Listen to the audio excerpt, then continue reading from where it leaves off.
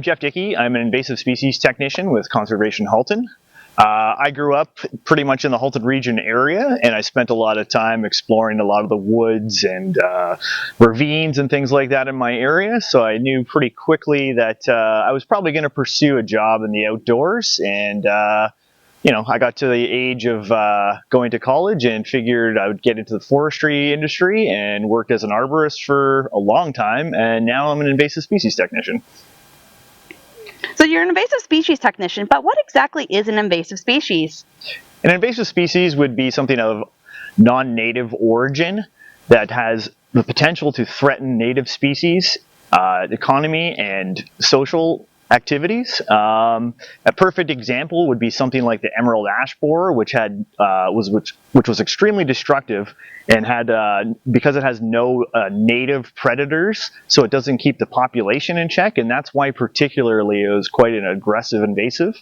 There are several types of species that are not from here that have become naturalized, particularly because they don't cause any severe destruction or any kind of, they don't basically threaten any of our native species, but primarily invasive species are ones that can cause some serious harm and detriment. Can you tell us a little about some of the most common invasives that people should watch out for in the area? Some of the most common ones to watch out for, particularly from a danger aspect, would be cow parsnip and giant hogweed. Giant hogweed has a chemical that can cause photodermatitis if you brush up against it or get any of the sap on you. So it's a particularly dangerous one in ravine areas, anywhere on riverbanks and that kind of thing. So it's probably one of the more sort of problematic ones in trail areas and that kind of thing. Not particularly common, but anywhere along those areas outlined that are slightly wet, you definitely find it. They're really tall and easy to identify. They're called giant hogweed for a reason, because they're about 6 feet tall and have massive leaves and massive flower heads. Another particularly emerging threat right now is oak wilt, which has been found in Niagara Falls and now 3 locations throughout Ontario. This one is something that affects fungus that affects oak trees, primarily red oak trees or red oak family, and that's one that we're keeping an eye out for now. Knock on wood, we haven't seen anything quite yet, but we're definitely keeping an eye out on our oaks around here. So, invasive species have historically been introduced to North America through anthropogenic means such as attaching to goods and clothing, gardening, and long ago, sometimes intentionally, for things such as erosion control. Today, they are still being introduced, but there are much more controls to reduce the spread. What can people do to reduce spreading invasives?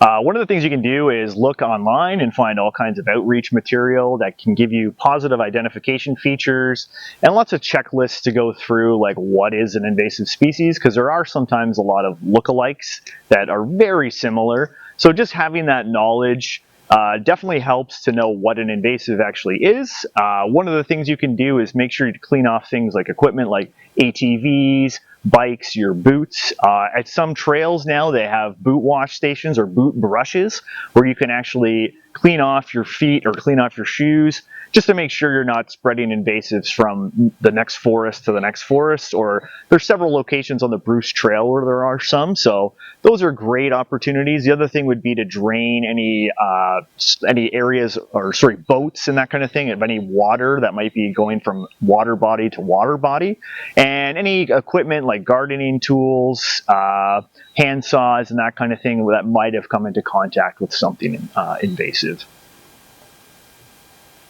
There are many established invasive species in Ontario, in addition to recent introductions like jumping worms, oak wilt, hemlock woolly adelgid, and others. How do you track and manage such a large variety? It's basically priority based. Some of them may pose a further risk to either human health or infrastructure and that kind of thing.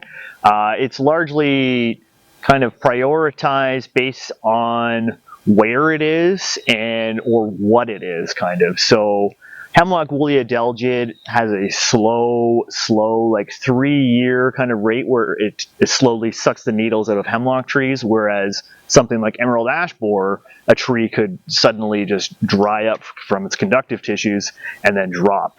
So it's hard to kind of gauge population versus priority at times. So it's largely kind of as we see it or as response is needed. And is there anything else you would like to share with us? If you're interested in the topic of invasives, you can look at the CFIA website, you can look at Conservation Halton's website, you can probably even look at the C2E, the Coots to Escarpment program, for just some of the ongoing invasive removal projects happening on the escarpment and Hamilton area, in Halton as well. Anything like that, you could attend like an outreach where there's garlic mustard pulls. Sometimes they have buckthorn pulls put on by conservation authorities and local grassroots conservation organizations. That's fantastic. It's good to know that there's resources for people to use and understand invasives better. Very last question, I promise. Is there a fun nature story you'd like to share with us? Ooh, I have a lot actually. One of the times, not here, but at my old company, we were doing a hazard assessment at a tree, and I looked into a cavity to see a small baby raccoon look right up face to face, and it just stopped and stared at me for a second. And then it didn't know what to do. We both kind of stopped and stared, and then one of us ducked down, and I kind of moved over, and that was that. And then we saw it run out of the cavity just below it, and luckily the tree was fine, so we didn't have to end up cutting down its home.